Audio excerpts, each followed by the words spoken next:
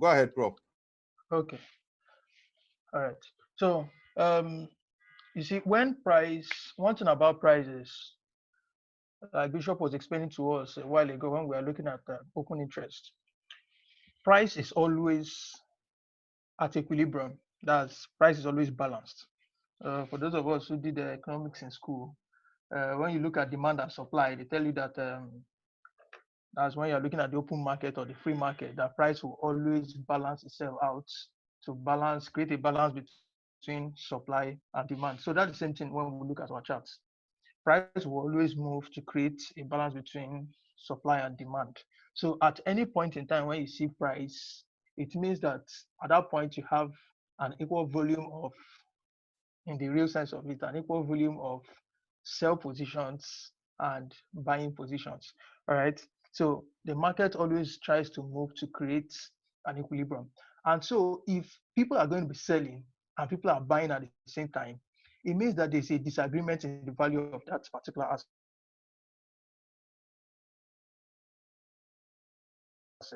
By asset, we traded GJ today. If you're looking at GJ, then at every given point in time, there are some people who believe that they should be buying, and there are some people who believe that they should be selling. Each of these people believe what they believe based on their own valuation or based on what they believe about um, where price is, whether it is low enough to buy or whether it is high enough to sell. All right. So it is based on this disagreement that we have both buyers and sellers coming to the market.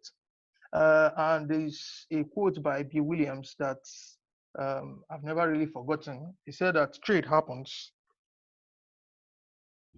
when there is a disagreement in value and an agreement in price. In other words, I believe I should be buying, and that person believes he should be selling, and we believe the same thing at a particular price. Then we will buy and we will sell. Does that make sense? If I believe that this price, okay, let me just use a normal everyday illustration.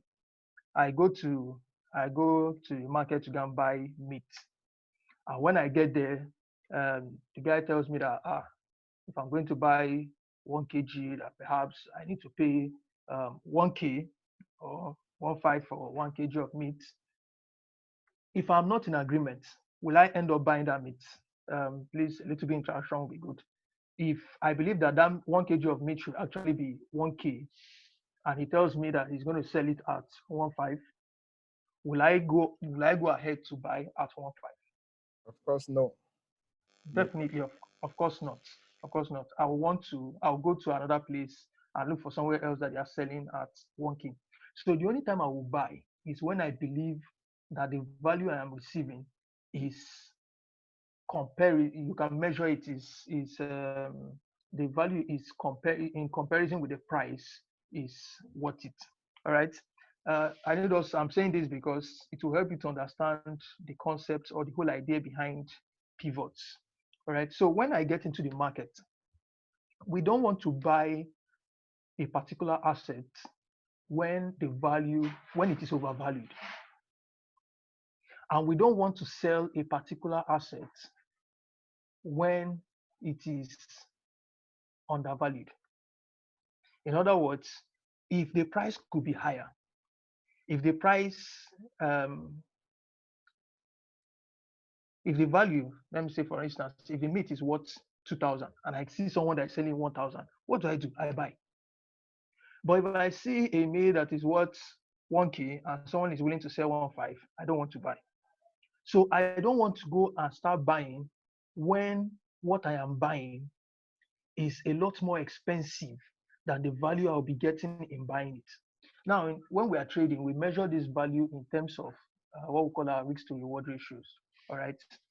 So I don't want to buy if my potential reward is far lower than my risk. Now, how do we measure? So over time, people come up with different ways to measure this risk factor. A popular one we use is the FIBS. All right. Most of us don't even understand why we say 62% or we say um, 70% or 79 point something percent. Most of us don't really understand all those things. but it's all based on this same concept. Now, when you draw your fibs, all right, so this move started here, and I draw my fibs.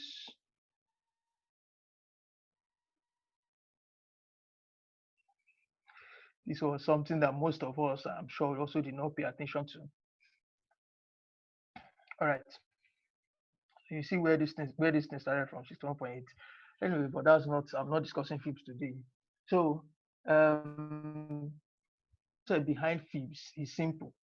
If this drop from here to here, and we are saying that our first profit scaling, we are looking at somewhere here. All right. So this is our potential reward. This is our potential risk, right? So we want a situation where this 50% is the middle value. All right, is the median point. If we are doing maths or statistics, is the median point between this point and this point. That is between where our risk is and where our reward will be. Now, if we get in at exactly 50%, what it means is that our risk to reward is exactly the same. In other words, what I'm risking is exactly the same as what I stand to benefit from buying this. Now, that can be good enough, but a better way to trade would actually be to get the assets at a much lower value than what it's at a far lower price than what it's actually worth. All right, that is what we always want to do. We want to buy that thing at a lower price than what it is actually worth, and we want to sell something at a higher price than what it's actually worth. All right. So we want to sell at a higher price than what it's actually worth. So if we look at this from here to here, this 100, this 50% is what is the median value, is the equilibrium point. When we are selling, we want to sell what? We want to sell it at a higher price than what it's actually worth. So we want to sell it above this 50%. All right. So we want to be above this 50% line. That will give us a potential, a better risk to reward ratio from a just evaluation point of view. I'm not just looking at trading now. So just follow me. Now, in the valuation of the assets, if I am getting something above 50, then I am getting what? I'm getting a good deal. So if the price of um, spaghetti all over the country is maybe 200 naira, and I get somewhere and I am able to get it for 150. Wow, that's a good price. I want to buy. Now I get somewhere else. I bought it at 150, and I get to somewhere and I discover that I'm selling it for 250. What happens? I want to sell. Why? Because I believe that the true value of that thing is what? 200. So by selling it at 250, I'm actually making a gain. All right. So that even if I go back to the market next time, it's probably 200, I will still have made a 15 naira difference from what I'll end up spending again. So I want to sell. So that is just the whole concept that is behind all these things that we do. Now, when it comes to pivots, I don't want to spend so much time discussing why the full formula behind it, but um, we can go and find out. I'll talk about the main pivots. We can go and find out about R1, S1, and all that. Now, your pivot looks at the previous day's high, the previous day's low, and the close of the day, and adds all three together and divides it by 3. I'll take that again. It looks at this high, it looks at the low, it looks at the close of the previous day, because this is the pivots. I use here daily pivots. So it looks at the daily high, the previous day's high, the previous day's low, and the closing. It adds all three together and divides it by 3 to give you an average price of what happened the previous day. Okay, so now if we are in a bearish order flow, so we are looking to sell, what is wisdom in this case? Wisdom means that if this daily pivot is the average price, is the median price of what happened yesterday, Then I want to trade today when price is relatively above what? Above the pivot. Because that means that I am getting a good value for my money. So I'm getting good value for my money when I am trading from above, I am selling above this daily pivot. So what I'm about to now teach, I will now go into the strategy. But if you understand this, what I'm about showing you will be very, very straightforward. You already understand the whole concept, because what we are looking for is we are looking for good valuations. Can price stay below this and still drop? Yes, it can, like we'll see on most of the USD pairs. But one of the reasons why I was not willing to trade the USD pairs, as you will get to see, is the fact that price was what? Below the daily pivot, which means that there is a good chance that when I enter, I'll either not get a very good reward on my trade, or there's a possibility that I'll just keep ranging. And occasionally, of course, the market does what it wants to still deliver so well. But we want to make sure that at any point in time when we are getting to the market, we are getting higher value before we get in.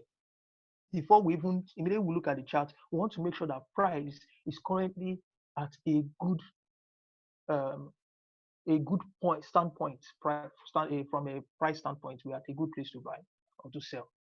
And how we do that is by valuing. We create our own value, and we do that by using. You can do that by using your pivot points. So the pivot point gives you what should be the equilibrium value of price for that day. All right.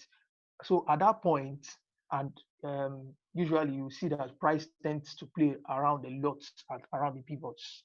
A lot. Price tends to play a lot around the pivots before doing whatever thing it wants is supposed to do.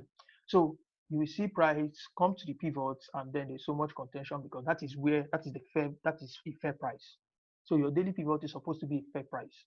If I want to sell, I don't want to sell at a fair price. I want to sell at a price that is better than a fair price. If I want to buy, I want to buy at a price that is lower than the fair price. So if I say that this is the normal market price, if I want to sell, I want to sell above the market price. That is what makes business sense. If I want to buy, I want to buy lower than this market um, price. All right, so to jump into the strategy, you might just take a screenshot of this. Normally, this is something that people pay for, but I just do this. So you can want to take a screen, just grab a screen grab of this. So the first thing you want to do is identify your buyers. So we do this our order flow. All right. So what's your institutional order flow? Are you bearish or are you bullish? So that's the first thing you just want to check. Are you bullish or are you bearish? Um, so once you've done that, the next thing is every day you just come in and look at, has price traded. So if I want to sell, I want to make sure that price has traded above, for instance, this Euro USD. I want to make sure that price has traded above what? The pivot. If price has not traded above the pivot, I am not so excited about selling. All right, I will take so many examples. For those of us who like spending time on the USD, you should usually have your dollar index on. All right, so I was waiting for price to trade below this pivot point. It didn't do that, so I wasn't really interested in any dollar pair. All right, so if we go through most of our charts, that is what we are going to find. That's what we are going to find. So on EN, let me take most of these things off. So on EN, again, price did not drop below this guy. For those who were asking me about GA, so I was telling you that I was not interested in GA. This was one of the reasons. All right, so price had not really come below the pivot point at that point. Price just did that this evening. But at this point, I'm no longer in the market. All right, at this point, I'm no longer interested. So that's just basically that. So anytime if I'm looking to buy, what do I want to see? I want to see price. So that's long setups. I want to go long. I want to go bullish. So I want price to trade below the pivot line. So once price does that, then good, I'm not interested. I now go to my 15 minutes and start looking for every other thing we are looking for. TDI shark fin, your divergence, your LSB and retest. This is really left to you. This is the way I personally trade. All right. This is the way I personally trade. Sorry for cutting short. If Prof say he trades like this, who are we to trade another way? see, Bishop, you We can are actually nobody. Oh. you can actually use Ask 2 hours for again, your Bishop. trade. Ask again. You can use 2 hours for your trade. But why I like this is this. For those of us who are always worried about price, pulling back, this, that, or what have you, once you set your this thing to 1.4 hour, what it does is at this point, once this is hit, you can't lose. You can't lose again. All right, you can't lose. So you can just sit back and allow the trade to do whatever it wants to do because you know that at this point in time, I cannot lose. Why? If 50% of my trade is taken out at this point, then the commission, the spread, every other thing, what have you, can never be up to 40% of what I have here, of the trade I opened. All right. So at this point in time, I have made something from the market. I can afford to let it go. I can afford to go and do anything I want to do. I'm not so bothered again. All right. So for those of us that are that are more disciplined and that there are some trades I don't want to, that's not what we're discussing here today. There are some trades I would see, I want to bother with this. I will go for a minimum of that 3 hour or 2 hour. Like GG, when I saw GG, I didn't go for 1.5, I went for 2, and I'll show us how I did what I did. I went for 2 hour on GG and stuff. Now, if I'm looking to sell, I'm going short. That's the same thing you want to see. You want price to trade above the pivot line. You want to see your TDI, shark fin or divergence, your LSB retest, and all that. Now, occasionally, we might see a situation where I still want to go long, but I suddenly see price coming to trade 20 pips below my yesterday's low. Even if it hasn't disrupted my order flow, I am telling you from that day on, I am on that pair, I am done. I'm not going to enter because it likely means that something is up. For those of us who understand ICT, you know that usually when they are raiding or when stop hunts are going on, your stop hunts should be within a period or a range of about 5 to 15 pips.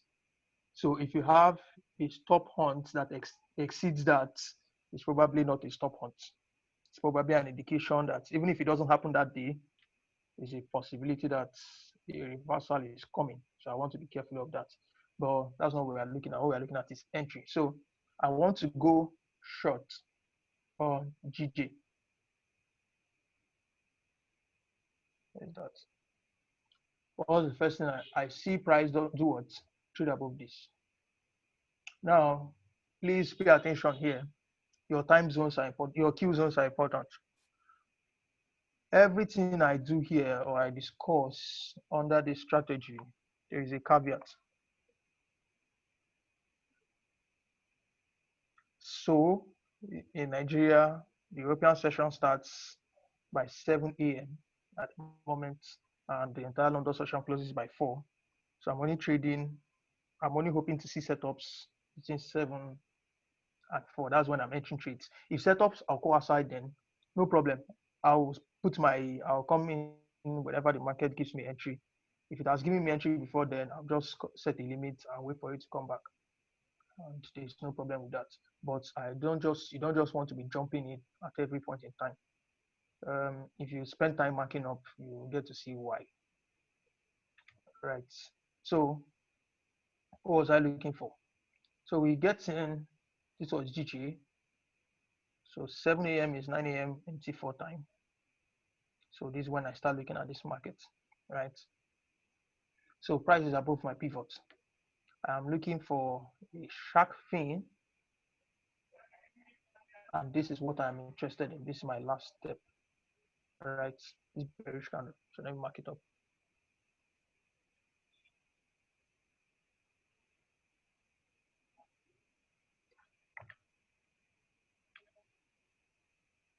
So this is what I'm looking at.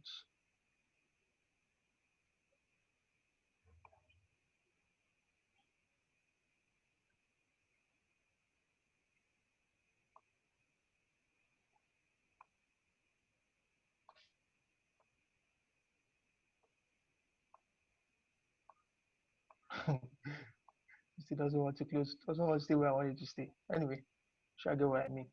So price comes into that place. What's my risk? That low, this point. I use 35 pips actually, all the way here. So I use 70 pips straight. All right. So this broke out at this point, just at the close of the London Q zone. This gave us a breakout. And for those of us that were on the group, when this happened, our attention was called to it. Nathan called our attention to this when they had seen it. So, and I also told us I was going to set my limits and wait for it. This was just sweet. Just came in, picked you up, and dropped. Came back there, dropped, came back, dropped. It won't always be like this. There will be trades that will come, like we saw, that will come harassing your stop loss and everything, but there's no problem. So, what does this do?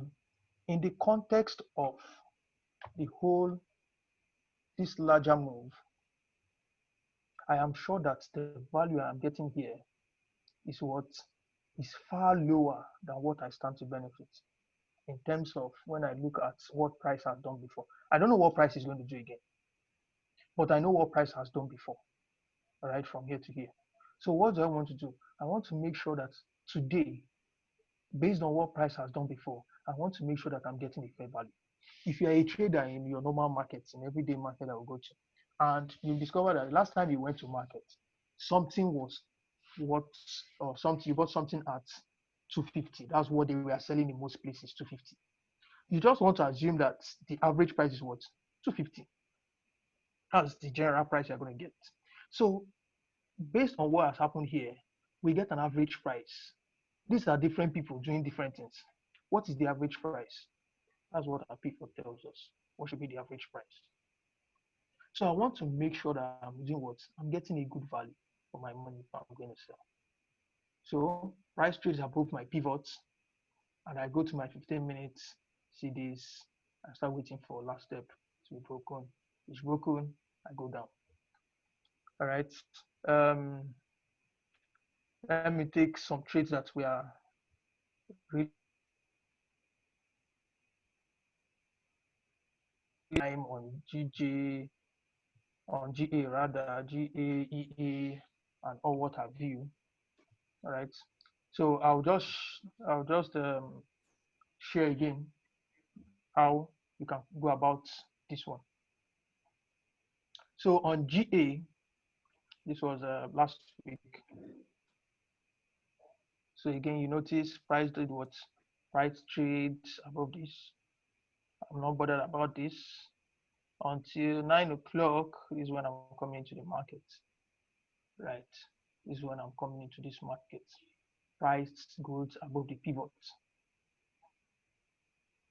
And then creates a break here. You get in and you get stopped out. It does happen. I'll show us how we can filter some of these trades sometimes before we wrap up this call. I actually didn't enter here. I'll tell us why later. So, but if you entered here, it stops you out. It does happen. It's part of normal trading. Then it gives you this, creates a divergence. All right. So look at that. Creates this divergence.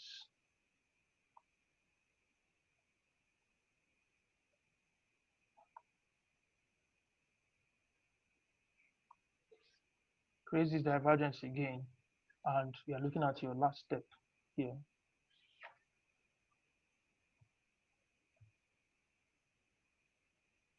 Sorry, let me hide this. So what's the last candle you're looking at this here, right here? This gets broken by this during your New York Q zone. Goes up, picks you, Just look at that. And straight down. So on the 10th, this was Easter Friday. Just wasn't going to that trade, so there was no point. Personally, I don't like trading on Mondays, but if you wanted to trade on Monday, this would have been a good setup. Went up, created a shark thing here. All right, this is what you're looking for. This is your last step. Before this, it didn't give you an entry, created a new high. So what's your last step? This is your last step. All right, this is your last step. It actually got broken here by a very small piece, picked you up straight and dropped. If you couldn't enter on that, you could have seen this. It broke this, came back up, still picked you and dropped. But personally, I don't trade those days. All right, before we now got this whole reversal that started here. All right, so basically what I just do, and you can do this every single day. Every single day. Aussie card, same thing repeated itself on Aussie card. Aussie card, we are bearish. All right, so by the time this occurred, I was already, this outside our key zones, so I was not looking. Gave this early in the morning, these are the champagne, so it can happen. Give this very early in the morning, but there was no, what's it called? No sharp thing, no nothing until somewhere here. But all these points, what happened? It's not about my pivot, I'm not interested. All right, so this is the point where I start getting interested in a card. It didn't break. Moved up, the higher one, came here. So did it break? Still did not break. So no trade on A card. All right. So this is that's just the basic way it works. So you want price to trade above your pivots. You look for your normal shark fin, your divergence, wait for LSB to be broken, and then you just get in on your trade. So it gives you, most times when you get this, it helps to filter out most of the consolidations and all those things that we get to face most times in the market. When it doesn't take out when it doesn't go above, most of the institutional guys are usually looking for a discount. That's actually the right word we use in trading. Are looking for a discount. So if they don't get that discount, most of the time, people that are going to be pushing price are retailers, all right, until the next time they come into the market. So you want to make sure that there's that discount available in the market that will get portfolio managers, institutional people to get in on the trade. Okay, now I told us I would see a way to filter our trades.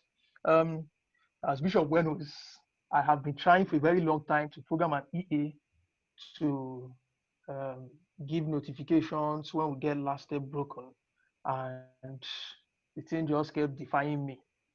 So I just went in, started looking at, okay, how else can we do this? Because looking at staying on the 15 minutes, I'm not a scalper. I've never really been a scalper. So staying on the 15 minutes was always burdensome. So I started looking at, okay, how else can we do this? That's get a good idea of when to start looking for last step, broken, all those things.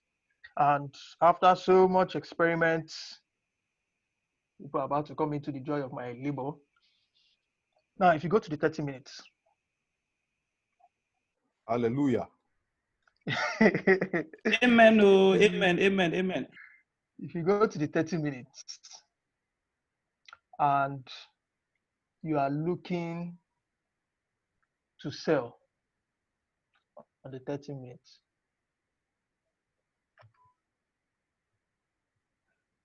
just wait for your stochastics to trade above 80 and wait for it to give you the normal way I usually used to enter my trade before, and go to your 15 minutes.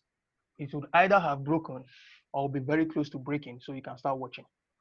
I'm not saying you should use your stochastics to enter. I am saying this is because I'm actually trying to program an EA now.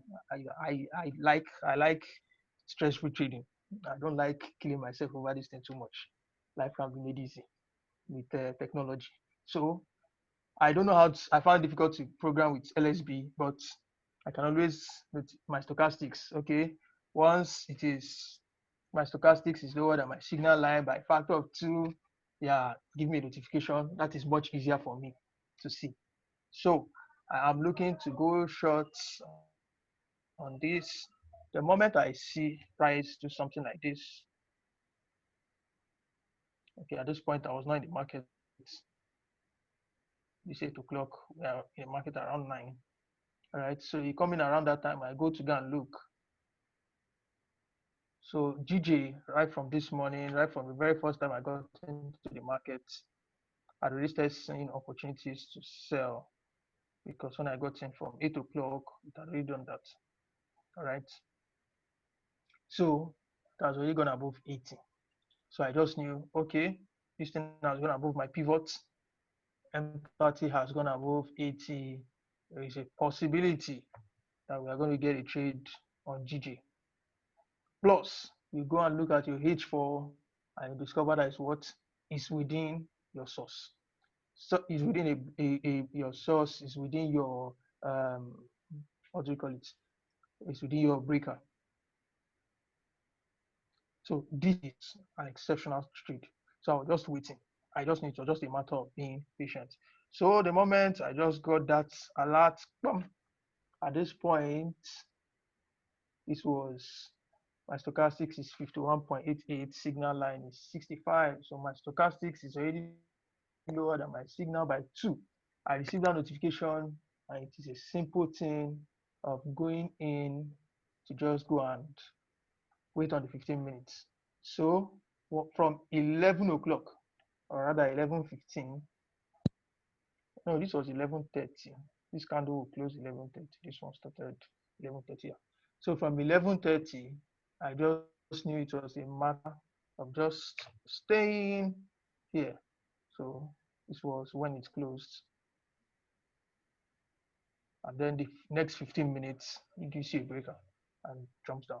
So if you are busy, because my phone, one thing again, I was about my phone. I set alarms on my phone for 30 minutes. So it just made so much sense that I could come back to the chat every 30 minutes and see what is going on. So if I come back on the 30 minutes and I don't see my stochastic is giving me what I want it to give me, okay, it's easy. If I see it that it's very close or it's already doing that, I just know, okay, now I have to just start staying on my charts. All right. If I just look around and there is nowhere, everywhere is still overextended, nothing happening, there's no point going to go and start spending time on my 15 minutes. Nothing is happening. Nothing's about happening. So you can just use your stochastics to create a sort of a filter, all right, to know when these things are happening. And occasionally to save you